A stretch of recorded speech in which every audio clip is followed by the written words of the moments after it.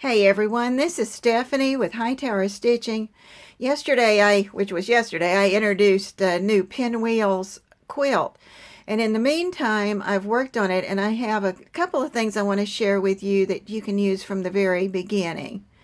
The first thing is I did find the 45-degree line on my ruler, and I've put a blue tape there so you can see it.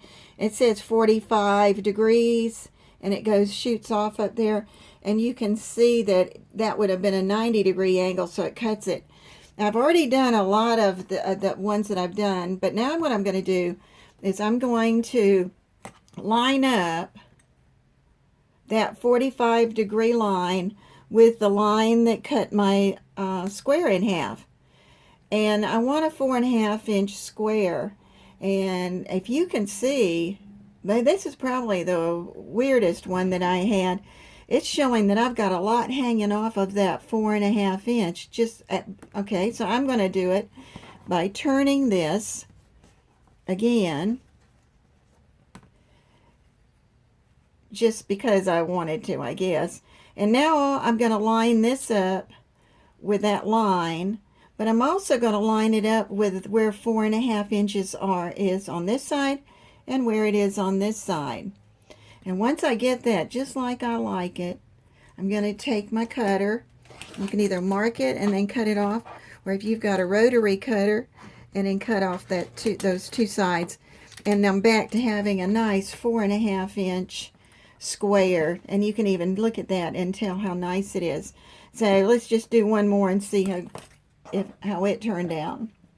And like I said, this is one of the times when I would want to cut. All right, and this one happens to be off, and I could just slide this down to 4.5.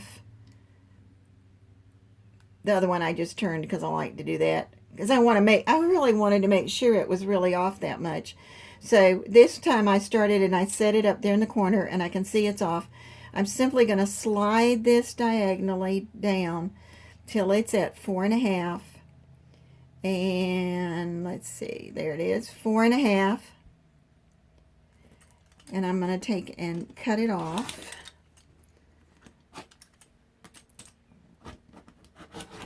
And cut it off. And that is going to make your life a lot easier, because apparently when I did the other part, I didn't cut off one of them, and I had a sort of a gather in one part. All right, I'll go on to the next thing I wanted to share with you about the pinwheels. This is the next part I wanted to share. You remember I started out just on my little planning board and on my table, and then I got the second block on that top row put on. And then I started running into, I need some more room, and I need some more colors. So I went ahead and I made several more stacks, and I've got a couple more that I want to get also. There's two of them down there. And one of them was that blue one that I didn't have before. And so I added it, and I said, I sort of like that.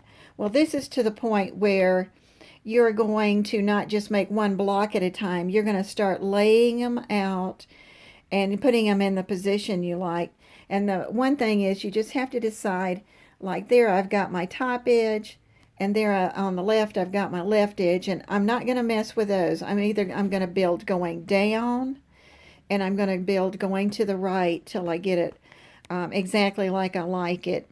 And of course, once you get some of those blocks set up there, you can go back and sew those together, but I want to keep going in case I decide I want to change a color in there. So just remember, don't get rid of any of your extra blocks, because they may not be extras. You'll need them down there in your project. This is Stephanie at Hightower Stitching. Again, if I've forgotten anything, I'll put it in the description. And please subscribe and hit like, and be sure to leave comments. Thank you.